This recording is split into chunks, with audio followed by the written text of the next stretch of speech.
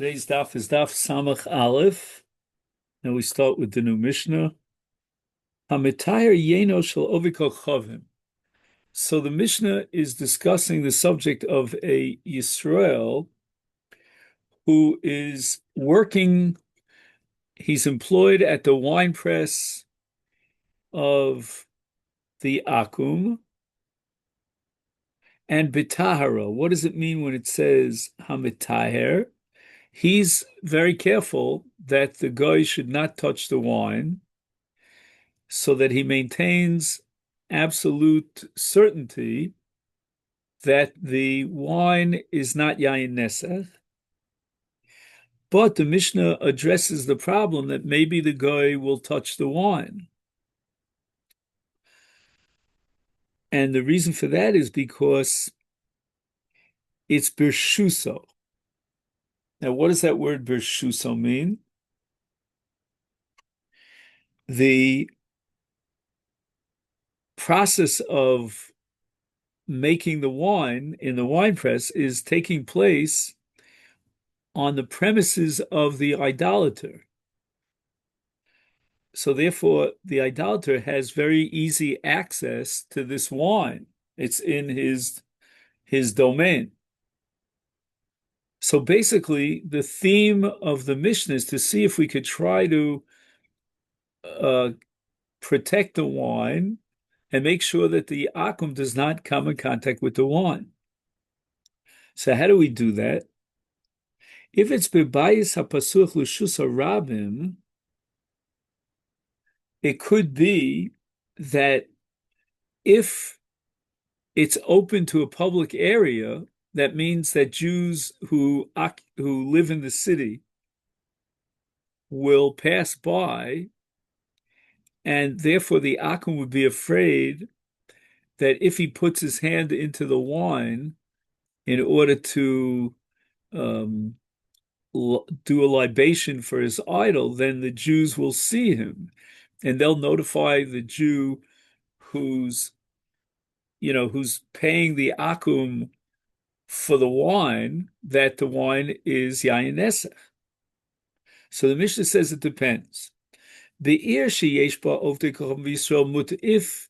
the city is populated by both Jews and non-Jews, and therefore the non-Jew would have an inherent fear of being caught by Jews in the city if he goes ahead and touches the wine, therefore it's mutter. But be'ir shekula ovde kolchavim, if the city is inhabited only by idol worshippers and there are no Jews living in the city, then the wine is assumed to be ayin nesach, because we have to suspect that maybe the guy who is in his own premises will touch the wine, and he's not inhibited or fearful of being caught by a Jew because there are no Jews in the city. Now we're going to see later on that there are other ways of perhaps guaranteeing that the Akum didn't touch the wine, even if the Jews don't live in that city. For example, maybe you could hire a watchman, or for example, you might lock up the wine at the end of the day with a seal. So the Mishnah goes on to say, Ad sheyoshiv shomer, unless the Jew appoints a watchman, a guard, who will make sure that the guy does not touch the wine. But Eina shomer tzarich lios yoshev mishamer. We don't require that the shomer be there 24/7. But afal pi shehu yotze v'nichnas muter. It's enough that he's a yotze v'nichnas. And this is a very relevant halacha in terms of cholav akum, because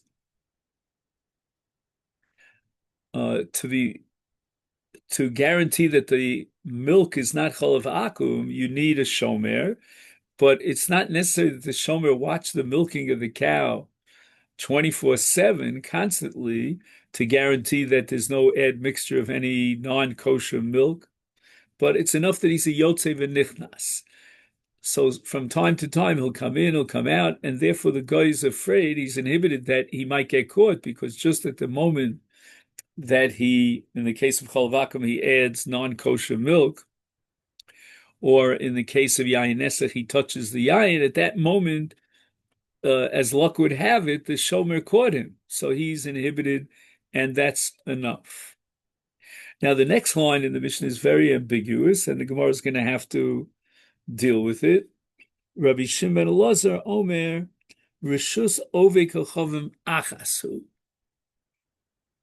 So all the various domains of all the various respective idol worshippers are considered as one. What's that all about? And the Gemara is going to vacillate back and forth whether Rabbi Shimon ben Elazar is Machmir or Mekil, and we'll see that soon. The Mishnah continues, Hametayr Yeno Shel Ove Kochavim V'nosno Birshuso. Once again, the Jew is working in the domain of the idol worshiper to create the wine bitara without any problem or issue regarding yayin nesach. So the word bitara here has nothing to do with tumah bitara. It's only to make sure that the yayin is not yayin nesach. V'halok hosev lo his kabalti mimcha mos. Now, what's going to happen is that, in a certain sense, the guy, if I could use this term, he's the balabas for two reasons. First of all, he owns the wine press, and secondly, the process of making the wine is going on under his nose in his own private area. So in that sense, it's very easy for him to want to, do libations from this wine to his idol, and therefore he's going to put his hand into the wine. But what the guy could do in order to calm down the Jew and entice or encourage the Jew to enter into a monetary relationship with him, and the guy will want to convince the Jew that there's no chashash of yayin nesech. So to do so, the guy signs a receipt, which is a false document, but it's done for the purpose of avoiding the problem of yayin nesech. And in that document, he testifies that he already received payment for the wine, for the grapes and for the wine.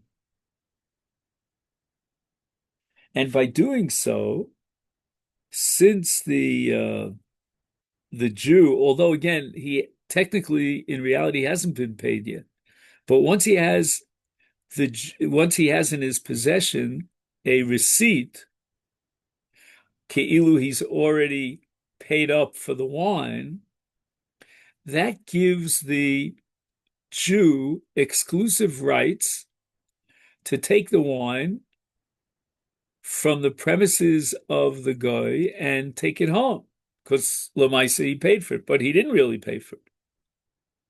But this is the arrangement they're going to make that's going to circumvent the problem of chashash yayin nesech, because now the Jew could take the wine whenever he wants.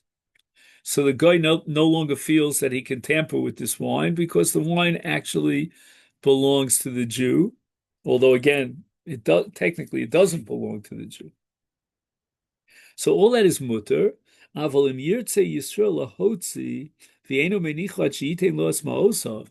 the guy refuses to enter into this contractual agreement in which he creates a document that testifies to the fact that he received payment, and therefore the guy is not going to allow the Jew to remove the wine until finally he pays him, meaning the Jew has to pay the guy. Other than that, until that happens, the guy refuses to allow the Jew to take the wine. So now the wine is totally under the possession of the guy. And the story came up as an actual issue in Beit Shan, and the Rabbanim paskin that the wine in this case is us. Why? Because the guy refused to write a shtar, and therefore the payment of the Yisrael for the grapes and the use of the vineyard is outstanding. And therefore the guy has a right to say to the Jew, I'm not going to let you take the wine. The wine is here under my nose, and you cannot take the wine without my permission. And therefore we have a chash that maybe the guy, since he has control over the wine and it's in his possession, when no one's looking, he's going to put his hand into the wine as an act of idol worship, of nisuch, of pouring the wine.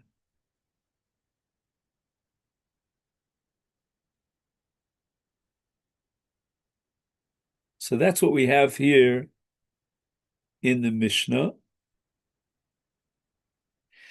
And Rashi understands that when it says in the Mishnah, Hamitayr Yeno shel Ove Kochav V'nosno Birshuso, this is a qualification of the Reisha. The Mishnah had already established that a Jew who is working in the winepress of a guy, but Pitara, he's allowed to leave the wine in the domain of the guy. And he doesn't have to worry about the guy putting his hand in, because the wine press is exposed to the public. It's in a city, and amongst the people who inhabit the city are Jews, and therefore the guy is deterred from putting his hand in the wine. But now the Mishnah says, according to Rashi, that Ki'ilu Bamedvar Mamurim, when are we going to permit the wine to remain in the domain of the guy, despite the fact that the Jew has not paid for the wine yet, but simply because there are Jews in town? That only applies, according to Rashi, in a case where the guy writes a shtar of his kavaltim chamos, so that now the balabas has removed himself, the guy, from tampering with this wine, because it's no longer really his wine. He's already received kaviyachol payment for the wine, and the Jew. So again, we're qualifying the heter of, well, if there are Jews inhabiting the city, then that's fine. But you've got to add another stipulation, that the wine is already out of the possession, ki'ilu in legal terms, of the guy. And that's through writing the shtar of his kabalt.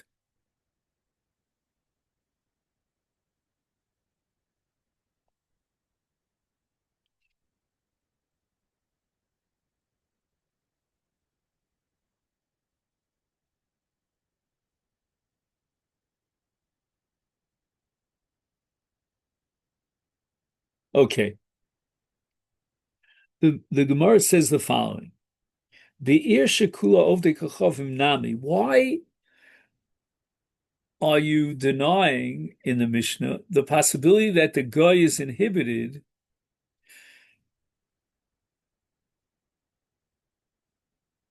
because there are no Jews in town? And the Gemara now, based on a sugya of Rochlim, is going to claim that even in a case where there are no Jews inhabiting the city, there still is a deterrent that will inhibit the guy from going into the wine. And what is that? For Ika Rochlim. Hamachazrim bayoro. So these, uh, we used to call them Avon calling. That was a company in America. These cosmetic sellers or peddlers used to go from town to town to sell their wares, to sell their cosmetics. And Ezra HaSofer in the Gemara Bava Kama established that this should be legalized, meaning it should be part of the Jewish law that these rochlim should sell cosmetics, Kadesh Lo Tizkana Ishal Baila, and therefore the guy now will be inhibited from putting his hand into the wine because he might get caught by one of the rochlim. So the Gemara answers, Amar Shmuel be'ir she'yesh lo dlasayim ubriya. So there are two interpretations of Shmuel in the Rishonim. One interpretation is that the city is locked down with with doors and a crossbar, and no one can enter into the city without getting permission to do so. And therefore, these peddlers who are selling cosmetics to the women would not be allowed to get in. And the Rochlim are not there. So if they're not there and there are no Jews living in the city, then there's no mirtas, there's no inhibition to deter the guy from putting his hand into the Raven, on the other hand, learns that Ir Shi Yeshba Vlasayim Ubrich is another way of saying that it's a metropolis, that it's a large city with a large population. And if it's a large city, then the Rochlim don't come to sell their cosmetics because locally there are many sellers and they can't compete from the outside coming into the city, and therefore there are no Rochlim.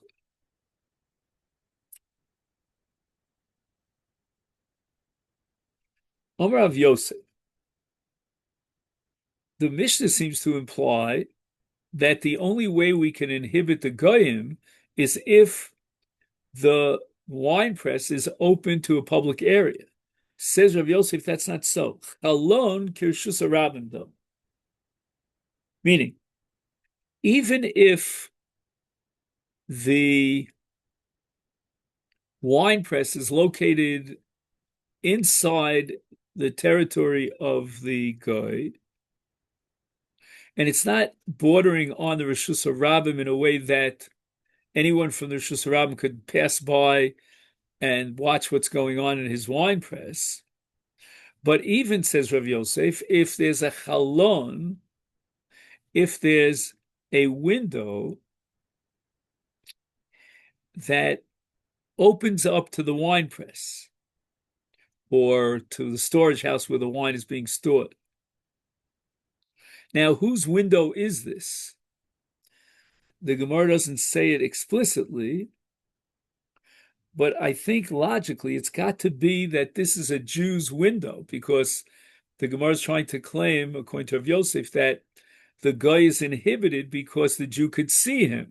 So it makes sense that this window is kind of opposite the faculty, the facility in which the wine is being produced.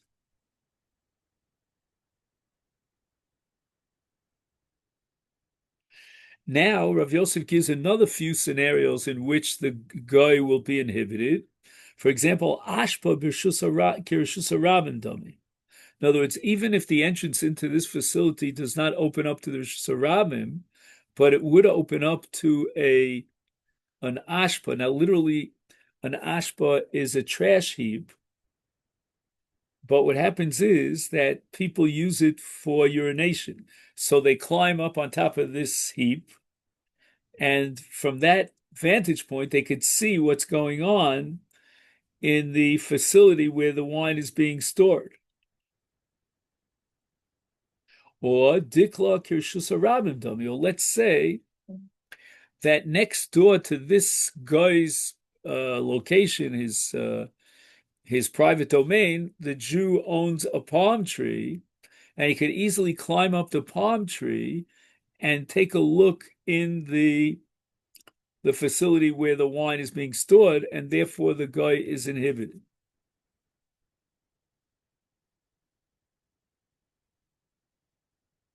Now, why is the guy afraid, according to Rav Yosef, that the Jew will climb up on top of his palm tree and get a view from there? Is it because the Jew is going to climb up his palm tree in order to pluck fruit? And if so, then let's say the top of the palm tree has been cut off and it's no longer producing fruit. And therefore, this factor of deterrence is no longer valid. It's not active because this is not a fruit producing palm tree. So psikresha pligi ba Rav Achav Ravina. There's going to be a machlokas now in this case where the top of the palm tree has been cut off. Chad osar, because now the idolater is not at all afraid of the Jew climbing up to the top of his palm tree, because the top of his palm tree is cut off. He's not going to find any fruit there. V'chad shari, and the other man, the Omer says, it's mutter.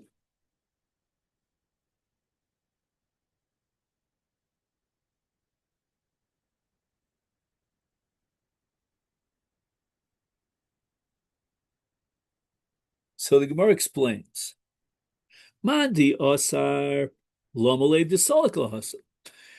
The logic is compelling. There's no reason to anticipate that the Jew is going to climb the palm tree if there are no fruits on the palm tree. Mandashari zimna di avdale behema v'solik basre. That the reason why the Jew climbs up to the top of the palm tree is not because he wants to, pluck the fruit. Let's say there are dates on top of the tree, but rather he needs a vantage point. He lost his animal or so forth and so on. He needs a lookout tower, and that's why he climbs up. And therefore, the guy will be inhibited because his facility is right next door to the palm tree, and the Jew might just be climbing up to the palm tree to get a vantage point for seeing, maybe he'll find his animal.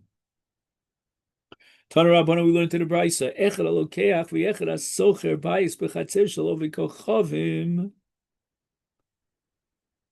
We said that the fact that there's a Jew in close proximity who's going to watch what's going on in the wine press will inhibit, or in the storage, will inhibit the goy. So therefore, if let's say the Jew buys a house, let's say contiguous to the to the area in which the idol worshiper keeps his wine, or he rents a house. In other words, the Bryce is pointing out it doesn't matter whether he buys or rents, as long as Yisrael dar be also chotzer, as long as there's a Jew who's living in that house in the chotzer, and therefore it's not just an empty house which is legally owned and registered in the municipality as being owned by a Jew, but rather the Jew is actually there living in the chutzah, sharing the chutzah with the guy. Oh, now the Brisa says that the fact that the guy is inhibited, which is a factor to be matter the yayin, based on the fact that the Jew is in close proximity, he has a house next door, or he rented a house next door, he lives in that chotzer, is therefore afal pisha ein mafteach v'chosim biyada. Even though the guy locks up the wine in a storage house, and there's a seal on the lock, today we'd call it a code, and the guy does not offer the Jew a a mafteach, a key to open up the lock. So in that sense, the guy is sort of the exclusive balabayas over this storehouse. He's the only one who has it locked under his key. No one else has the key. And therefore, he's going to feel like he has carte blanche. He has no one's watching him. Uh, and he can get away with it. He doesn't have to break a seal because there is no seal. He doesn't have to open a lock because there is no lock. But the answer is it doesn't matter. Even if there's no lock and seal, but the very fact that no key and seal, but the very fact that there's a Jew that shares that chotzer, that itself is going to inhibit him, and therefore the yayin is mut.